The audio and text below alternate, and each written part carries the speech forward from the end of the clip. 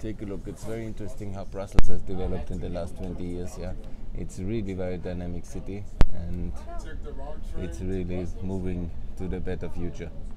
This is the power of enlargement. This is the capital of Europe. It's really developing as well from the poverty of the past when I was here to this New York style kind of skyscraper. The public transport is still, it's improved actually, yeah. And the railway system to the airport works very well. Here still some poverty, but it will be all much better. We need more enlargement, we need Ukraine in the European Union. That will lift also Brussels to the new level of prosperity, and the Balkans of course. I met a lot of Albanians here, that was really wonderful for me. I was so happy. And I'm sure there's also a lot of Ukrainians, but I'm more connected to the Albanians. The Romanians I also met here, and I call for the lifting of the visa, of the veto, and it will happen. Things will be much better, much faster in the second war year. And with victory, we hopefully can also fulfill and complete the institutional agenda which was unfulfilled in the last 15 years of Merkel's status quo focused, don't do anything. Since the financial crisis, she was just somehow keeping the house together. But if you don't have an agenda to fulfill, if you don't really promote things, then everybody else starts to promote their own agendas, and that's of course the thing here. Now, yeah, there's a lot of things to be done.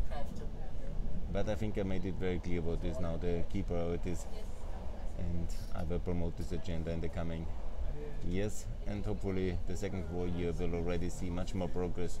First year was at least with Ukraine EU candidate status, and with Moldova and Bosnia there was really some progress, but we are still so slow, and as if there would be endless time.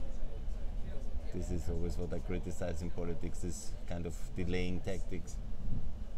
Yes, we are moving in the good direction. We will win this war, and also the infrastructure interconnectivity from Brussels to Mariupol, and from Brussels to Durrës, and from Brussels obviously to Varna. All these new infrastructure directions will be laid, and it will help also Western Europe, of course Central Europe, and for sure Eastern Europe.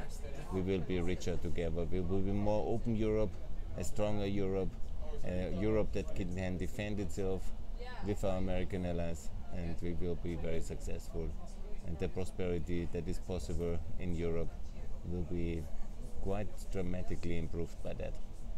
And this poverty-ridden kind of Belgium, which I knew from the 2000s, it still exists, as you can see. I want to show it as you is. There are still a lot of problems in Belgium because of the political deadlock and because of the lack of openness of Europe, and their protectionism, the xenophobia, the anti-Semitism, and all this tragic legacy of the history of Europe, of division and war. But we will overcome this. It will be much better, much stronger, much more prosperous, much more open Europe, with Ukraine inside, with the UK returning, and of course open to the world, with Mercosur, African Union, Gulf Cooperation Council, ASEAN, all these free trade agreements, and Brussels will be back again, a trading hub of Europe, like it always was historically, like there is this reason for this Grand Place and all this thing, because it's a center of globalization. And please, Mr. Karas, the Austrian Vice President, who always wants to protect us from globalization, don't protect us from globalization. We need more of it. The globalization is civilization, it's openness, it's trade, it's connectivity. We need more physical infrastructure, we need more institutional infrastructure, more globalization, more members of OECD, more members of OECD and of WTO, more members of NATO and EU. We need more of all this, we need more globalization, and we will quadruple the GDP of the world again in the next 30 years, and we will add another 3 billion people towards the world population, and it will be a much better, much richer and much finer world, and also with better infrastructure, and also this Brussels poverty, which you see still the traces here when you go to the airport. It was now 20 years of improvement, and there will be much more, and it will be a much richer and much better place. and also hopefully better governed by more federalism, decentralization, devolution, and also better government closer to the people, and that means also constitutional reforms here in Brussels. But I made it very clear, I think also, that I explained yes to freedom of Kalmykia, but no to freedom of Flanders and Wallonia. On the contrary, here you need basically more federal states and more devolution, but of course no secessionism and no internal breakup scenarios.